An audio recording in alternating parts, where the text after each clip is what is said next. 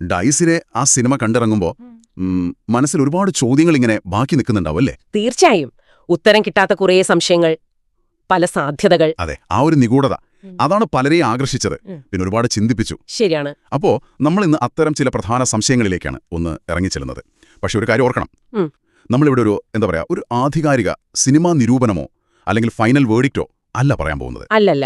പകരം ഈ സിനിമ കണ്ട ഒരു പ്രേക്ഷകൻ, അദ്ദേഹം അല്ലെങ്കിൽ അവർ എങ്ങനെയാണ് ഇതിലെ കാര്യങ്ങളെയൊക്കെ ഒന്ന് കൂട്ടിയിണക്കി ഒരു വിശദീകരണത്തിലെത്താൻ ശ്രമിച്ചത്, അതാണ് നമ്മൾ നോക്കുന്നത്. അതെ, ആ ഒരു പ്രേക്ഷകന്റെ വിശകലനം അല്ലെങ്കിൽ വ്യാഖ്യാനം, അതാണ് നമ്മുടെ ഇന്നത്തെ ഒരു ബേസിസ്. അതെ, ഒരു പ്രത്യേക കാഴ്ചപ്പാട്, അത്രയേ ഉള്ളൂ. നമ്മുടെ ലക്ഷ്യവും അത് തന്നെ.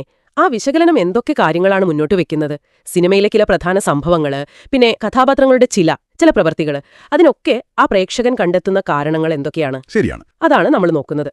ഇതൊരു സാധ്യത മാത്രമായി കണ്ടാൽ മതി. ഓക്കെ, അപ്പൊ നമുക്ക് ആ ചിന്തകളിലേക്കൊന്ന് പോയാലോ? ഈ സിനിമയിലെ ഒരു പ്രധാന ആശയക്കുഴപ്പം അത് കനിയുടെ മരണമാണല്ലോ. അതെ, അത് തന്നെയാണ്. അതെങ്ങനെ സംഭവിച്ചു എന്നതിനെക്കുറിച്ച് പല രീതിയിലുള്ള സംസാരങ്ങളും കേട്ടിട്ടുണ്ട്. ഈ വിശകലനം അതിനെ എങ്ങനെയാ കാണുന്നത്? കനിയുടെ മരണം അതൊരു ആത്മഹത്യയായിരുന്നോ അതോ മറ്റെന്തെങ്കിലും ആയിരുന്നോ?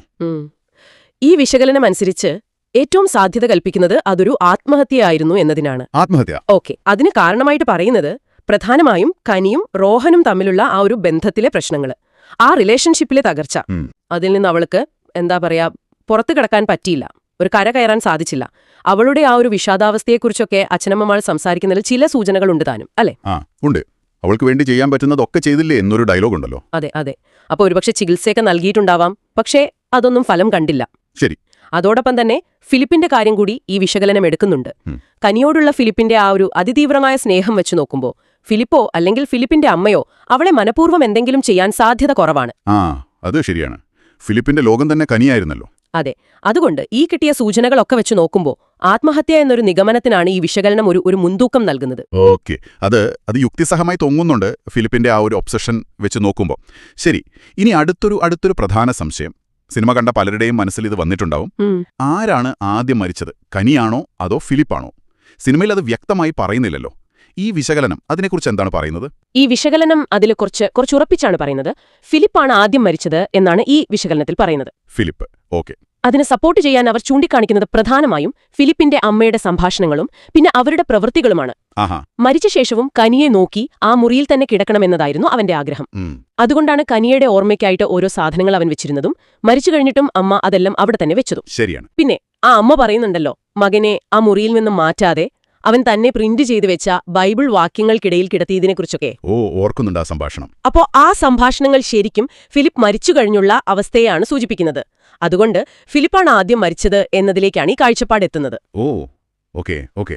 ആ അമ്മയുടെ വാക്കുകൾ അങ്ങനെ വ്യാഖ്യാനിക്കാം. പക്ഷേ അവിടെ തന്നെയാണ് അടുത്തൊരു ലോജിക്കൽ ചോദ്യം വരുന്നത്. ഫിലിപ്പ് മരിച്ചിട്ട് ദിവസങ്ങളായി എന്നൊരു സൂചനയുണ്ടെങ്കിൽ പിന്നെന്തുകൊണ്ടാണ് ആ മൃതദേഹത്തിന്റെ ഗന്ധം പുറത്തറിയാതിരുന്നത്? ഇത് പലരെയും കൺഫ്യൂഷനാക്കിയ ഒരു കാര്യമാണ്. അതെ. ഈ വിശകലനം അതിനെന്തെങ്കിലും ഒരു വിശദീകരണം കൊടുക്കുന്നുണ്ടോ? തീർച്ചയായും. അതിനും ചില പോസിബിലിറ്റീസ് ഈ വിശകലനം പറയുന്നുണ്ട്. ഒന്നാമതായിട്ട് അവരുടെ വീടിന്റെ ആ ഒരു ലൊക്കേഷൻ. ശരിയാണ്. അത് കുറച്ച് ഒരു ഒറ്റപ്പെട്ട സ്ഥലത്താണ്. ഓർക്കുന്നില്ലേ, പോറ്റിയും റോഹനും വണ്ടി കുറച്ച് അകലെ നിർത്തിയിട്ട് നടന്നാണ് ആ വീട്ടിലേക്ക് വരുന്നത്.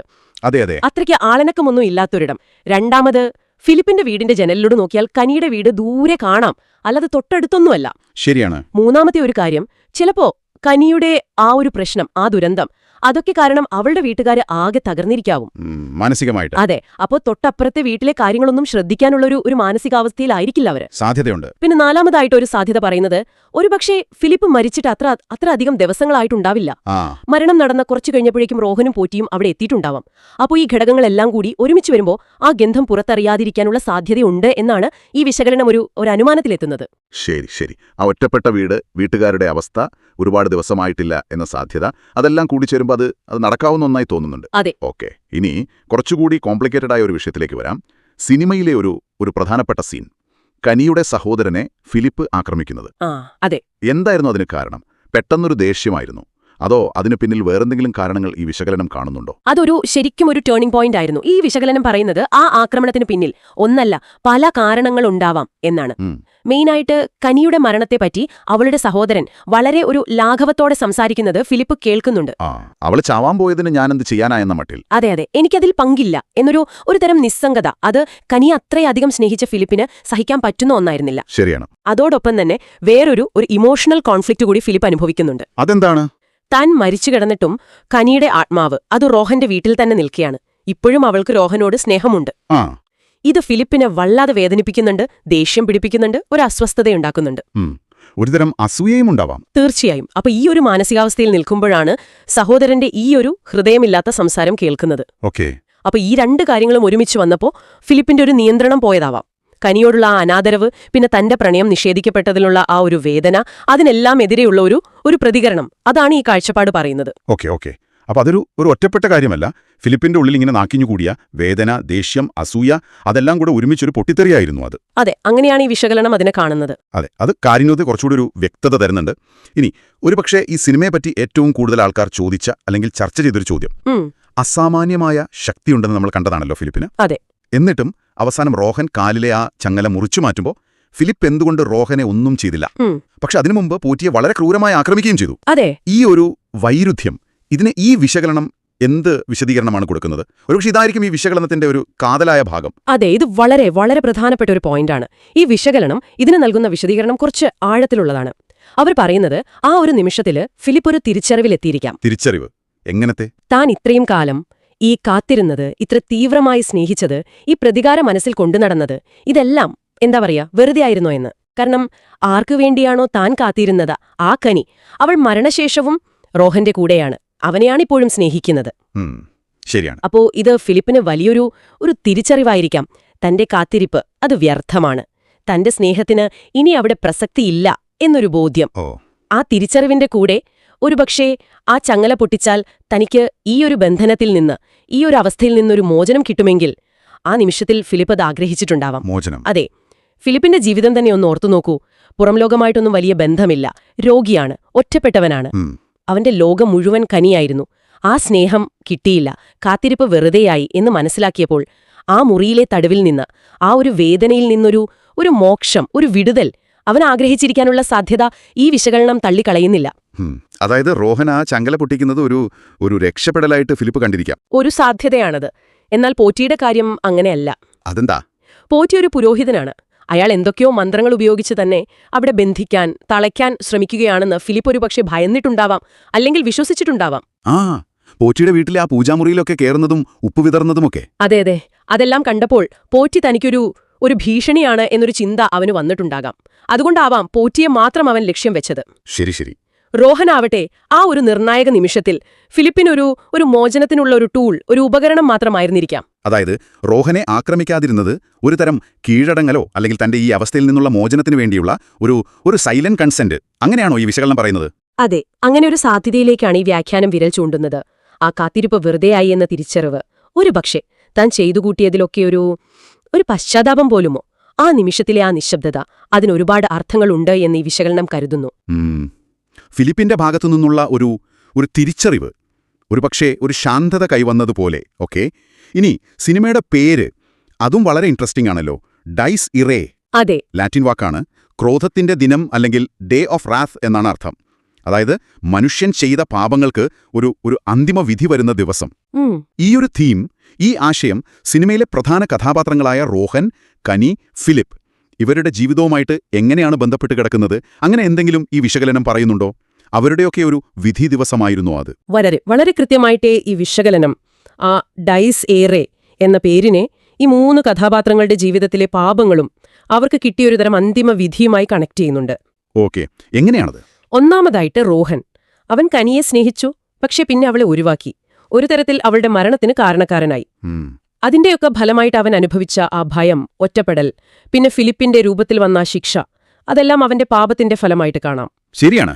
എന്നാൽ അവസാനം അവൻ ഫിലിപ്പിന്റെ ആത്മാവിനൊരു മോചനം കൊടുക്കാൻ വേണ്ടി ആ ചങ്ങല പൊട്ടിക്കാൻ തയ്യാറായല്ലോ. അതെ, അതിലൂടെ അവനൊരു പ്രായശ്ചിത്തം ചെയ്യുകയാണ്. അത് റോഹന്റെ അന്തിമ വിധിയുടെ ഭാഗമാണ്. ഒരു ശുദ്ധീകരണം പോലെ. അങ്ങനെയാണ് ഈ വിശകലനം കാണുന്നത്. ഓക്കെ, റോഹന്റെ പ്രായശ്ചിത്തം. ഇനി കനിയോ?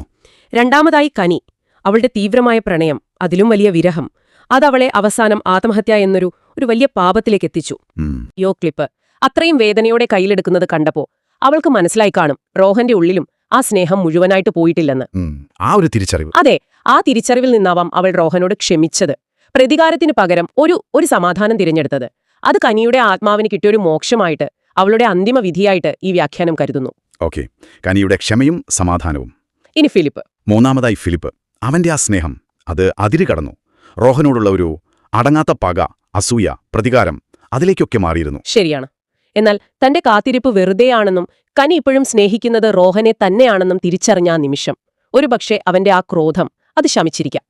എന്നിട്ട് റോഹനെ കൊണ്ട് തന്നെ ആ ചങ്ങല മുറിപ്പിച്ച് ആ മുറിയിലെ ബന്ധനത്തിൽ നിന്ന് ഒരു നിത്യശാന്തി എന്ന അന്തിമ വിധിയിലേക്ക് അവൻ സ്വയം പോയതാണെന്ന് ഈ വിശകലനം പറയുന്നു. റോഹനെ ഉപദ്രവിക്കാതിരുന്നത് അവന്റെ ആ പക അടങ്ങിയതുകൊണ്ടാവാം. ഒരുപക്ഷെ റോഹനോടുള്ള ഒരു നിശബ്ദമായ ക്ഷമാപണം പോലെയുമായിരിക്കാം അത്. അങ്ങനെ ആ മുറിയിൽ കുടുങ്ങിക്കിടന്ന ആത്മാവിന് മോചനം കിട്ടി. അതാണ് ഫിലിപ്പിന്റെ ദൈസിറെ. കൊള്ളാം. വളരെ വളരെ ആഴത്തിലുള്ളൊരു വ്യാഖ്യാനം തന്നെയാണത്.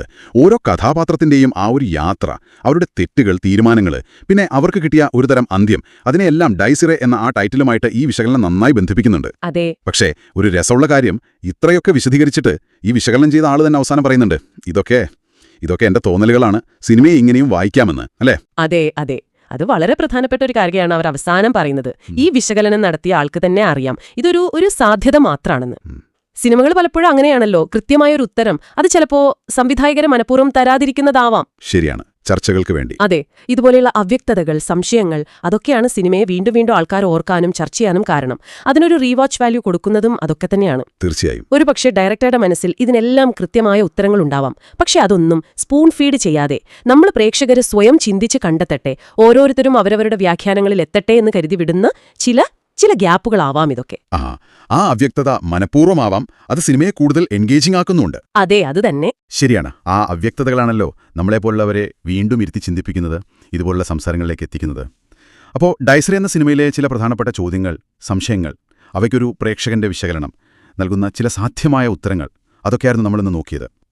കനിയുടെ മരണം ആത്മഹത്യയാണോ എന്ന ചോദ്യം, ഫിലിപ്പ് ആദ്യം മരിച്ചതിന്റെ സൂചനകൾ, പിന്നെ ആ ഗന്ധം വരാതിരുന്നതിന്റെ കാരണങ്ങൾ, ഫിലിപ്പ് കനിയുടെ സഹോദരനെ ആക്രമിച്ചതും റോഹനെ ആക്രമിക്കാതിരുന്നതും അതിൻ്റെയൊക്കെ പിന്നിലെ ഒരു സൈക്കോളജി, പിന്നെ കഥാപാത്രങ്ങളുടെ അന്തിമവിധിയെ ഡൈസിറെ എന്ന ആശയവുമായി ബന്ധിപ്പിച്ചത്, ഇതെല്ലാം നമ്മൾ ഈയൊരു വ്യാഖ്യാനത്തിന്റെ വെളിച്ചത്തിൽ സംസാരിച്ചു. പക്ഷെ ഓർക്കണം, നമ്മൾ ഈ കേട്ടത് ഈ സിനിമയെ മനസ്സിലാക്കാൻ ശ്രമിക്കാനുള്ള ഒരു വഴി മാത്രമാണ്. തീർച്ചയായും. ഓരോ കാഴ്ചക്കാരനും അവരവരുടെ രീതിയിൽ ചിന്തിക്കാനും നിഗമനങ്ങളിലെത്താനും സിനിമയെ വേറെ രീതിയിൽ വായിക്കാനുമൊക്കെ പൂർണ്ണ സ്വാതന്ത്ര്യമുണ്ട്.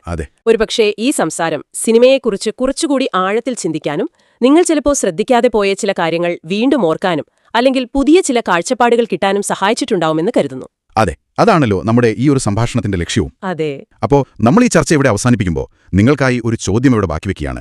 ഈ വിശകലനമൊക്കെ കേട്ട ശേഷം ഫിലിപ്പിന്റെ പ്രവൃത്തികളെ നിങ്ങളിപ്പോൾ എങ്ങനെയാണ് കാണുന്നത്? അതൊരു അതിതീവ്രവും പക്ഷേ വെറുതെ ആയിപ്പോയതുമായൊരു സ്നേഹമായിരുന്നോ, അതോ നിയന്ത്രണം വിട്ടുപോയ ഒരു അന്ധമായ പ്രതികാരമായിരുന്നോ, അതുമല്ലെങ്കിൽ അവസാനം ആ ഒരു വേദനയുടെയും ബന്ധനത്തിന്റെയും ലോകത്തിൽ നിന്ന് രക്ഷപ്പെടാനുള്ള ഒരു നിശബ്ദമായ നിലവിളിയായിരുന്നോ അത്? ഇതിനെക്കുറിച്ച് നിങ്ങൾക്കെന്ത് തോന്നുന്നു? നല്ല ചോദ്യമാണ്. അതെ, ഈ ചിന്തകളുമായി നമുക്ക് മുന്നോട്ട് പോകാം. വീണ്ടും കാണാം.